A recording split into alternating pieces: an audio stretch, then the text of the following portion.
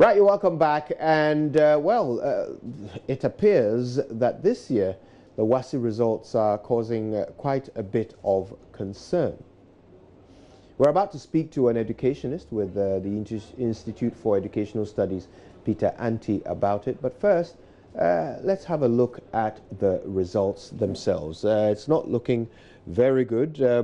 English, mathematics, integrated science, and social studies are the four subjects we're looking at. And I can tell you, first of all, social studies is the only subject in which the WASSCE students did better this year than the year before. So in 2017, 42.52% actually passed by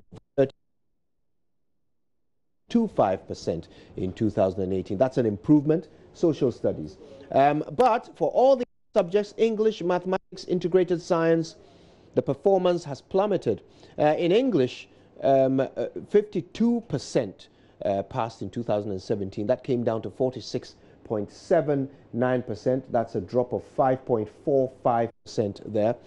Mathematics, 41.66% passed in 2017. That's bad enough, but it got even worse. 38.15% passing in 2018. That's a 3. And then for integrated science, we came down from 52.89% to 50.48%, and that is a 2.41% drop. So the only increase there, 0.73% increase, a very big increase, let's be fair, is in why this is happening and what ought to be done about it. We're joined by our guest, Peter Anti, with IFES. Peter, troubling results there, but it appears that they were quite bad to begin with. 2017 was not a great year for English, maths, or integrated science, was it? Thank you very much, and good morning. Yes, the previous years, if you look at the WASSCE results from 2015, 2016, and then 2017, you could see that there seemed to be a little improvement in the performance of the students when you look at these four core subjects. Although the performance is not something that we should be happy about, comparatively to the previous years, 2017 seems to be a good year for the students. Ideally, if you take a total number of students to an examination, your focus is to get about 80 or more % of the students having a pass in that particular subject. So if you get something around 50, it's not ideal, but then you do a comparative analysis of the previous years, and you would notice that there seems to be an improvement, and you have to continue whatever good thing that you did the previous year, you have to continue. So yes, 2017 is not that encouraging, but then you compare it to previous years and you can see that it's a little bit okay. Wow, well, I suppose that just demonstrates the size of the problem. But then in 2018, things got worse, significantly so. Tell me about the causes. What could be leading to this?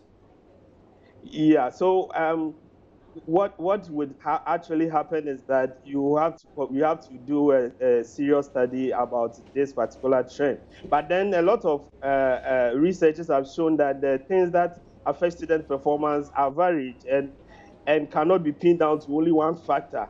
So we might have to look at the method of teaching for these three particular subjects, especially because you see that social studies seems to have improved. Whatever caused that, we have to look at it. Is it that the subject has become a little bit, the subject has become a little bit okay or understandable to the students?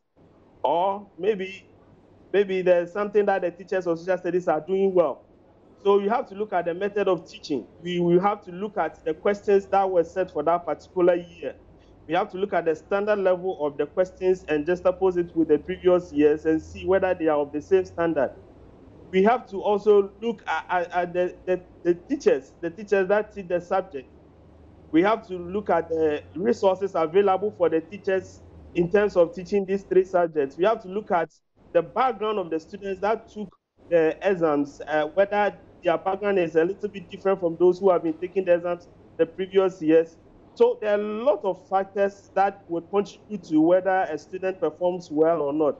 And at this point, I want to make this point that what we don't do in this country is to do a breakdown of the results district by district, circuit by circuit, school by school, region by region, so that we can pinpoint that in terms of English, those in this district performed better previously as this year. So we can now localize the problem and then devise solutions to the problem for the people in that particular district. But what we have now is a national thing, and it becomes difficult for you to know which districts, which schools, which regions did not perform well in English, perform well in math, perform well in science. And therefore, if you want to suggest any solution, it becomes something like a national solution and not pinned down to the local or the schools that have these unique challenges that we can address. So going forward, that is something that the ministry would have to do, especially the district level.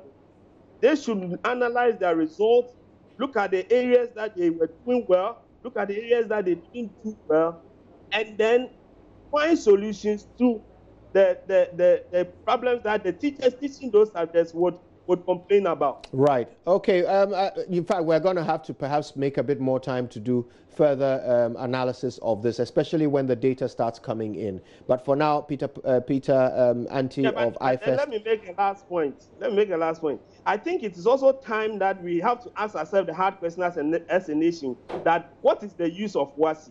WASSCE seems to be an entrance examination to the university. Those who didn't pass, the 40 and so percent students who didn't pass the maths, the English, the science, where do they go? We need to ask ourselves this particular question. An important one. Thank you so much for your time with us.